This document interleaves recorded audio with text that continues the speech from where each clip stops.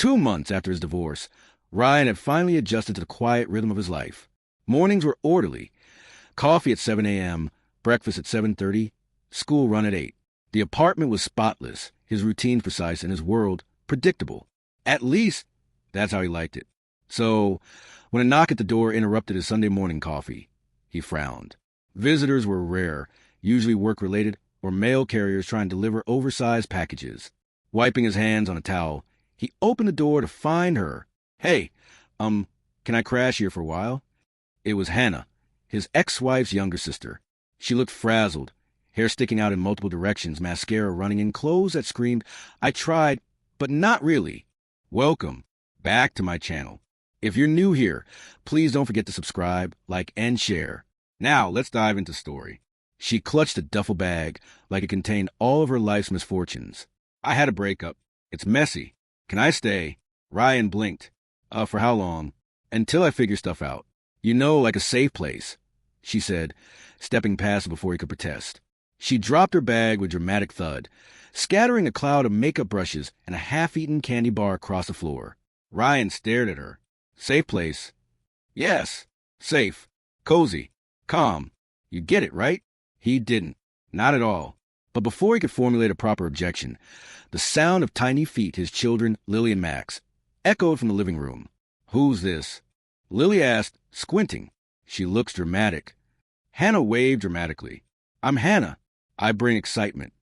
And she did, almost immediately. The first day was chaotic.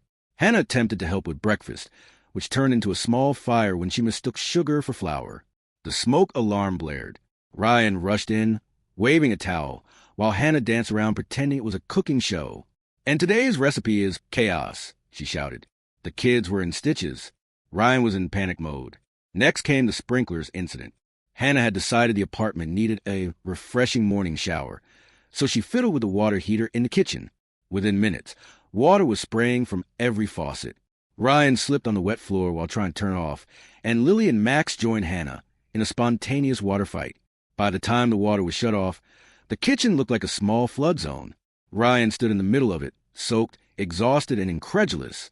"Why am I letting this happen?" he groaned. Hannah grinned. "Because you secretly love it. Admit it." He didn't admit it. Not yet. Over the next few days, Hannah became a whirlwind of unpredictability. She turned the living room into a fort for the kids, complete with pillows, blankets, and a ticket system for entering. She taught Max how to make prank calls, harmless ones, like pretending to be a pizza delivery person, and encouraged Lily to hide sticky notes in Ryan's shoes. Ryan tried to keep his usual calm, but Hannah was relentless. One evening, he found her standing on a chair, attempting to hang glow-in-the-dark stars on the ceiling. "It's ambience. For fun. For joy," she declared. And despite his better judgment, he couldn't stop laughing. Something strange happened. The apartment didn't feel tense anymore. The kids were happier. There was laughter instead of the quiet routine that had, until now, defined their lives. Evenings became a mix of Hannah's chaos and Ryan's attempts at control. She insisted on cooking new fusion recipes that often ended in disasters. One night, she attempted to make sushi in the living room while the kids built a cardboard castle around her. The results were questionable, but the laughter it brought was priceless. "What's happening to my life?" Ryan muttered one night, wiping seaweed off the floor. "Your life," Hannah said with a grin, "is finally fun." He wanted to argue, but he couldn't. She was right. It wasn't perfect, orderly, or neat, but it was alive. The turning point came on a rainy Saturday. Hannah had suggested a spontaneous indoor camping trip. They built a tent in the living room, complete with sleeping bags and flashlights. Outside, the rain poured, but inside, the apartment was warm with laughter, storytelling, and chocolate esmores made in the microwave. Ryan watched the kids giggling, Hannah jumping around, and realized something important. He had been so focused on control and routine that he had forgotten how to enjoy the little things. The chaos that once terrified him now felt freeing. Hannah noticed him watching. "See," she said, "life doesn't have to be perfect to be fun." Ryan laughed genuinely, the kind of laugh that loosens shoulders and eases tension. "Maybe you're right," he admitted. By the end of the month, Hannah had integrated herself seamlessly into their lives. She wasn't just a guest. She was part of the family, in a way that no one could have predicted. She helped with homework, entertained the kids, and somehow managed to make even the most mundane tasks exciting. Ryan noticed small changes in himself, too. He let the kids eat cereal for dinner without panicking, joined in on pillow fights, and even attempted a prank or two. His world, once rigid and predictable, now had room for spontaneity, laughter, and joy.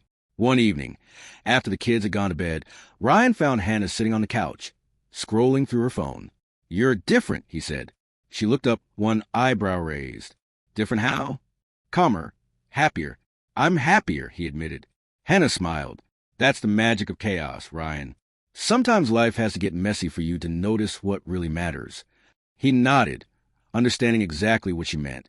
Months later, the apartment remained a little messy. The sprinklers incident was long forgotten, and the smoke alarm rarely went off. Ryan had discovered that life didn't need to be perfectly organized to be meaningful. With Hannah around, the kids were thriving, laughter was constant, and every day felt a little more alive. Chaos had entered his quiet life, and he wouldn't have it any other way. I hope you liked the story. For more intriguing stories, please subscribe our channel and also click on bell button.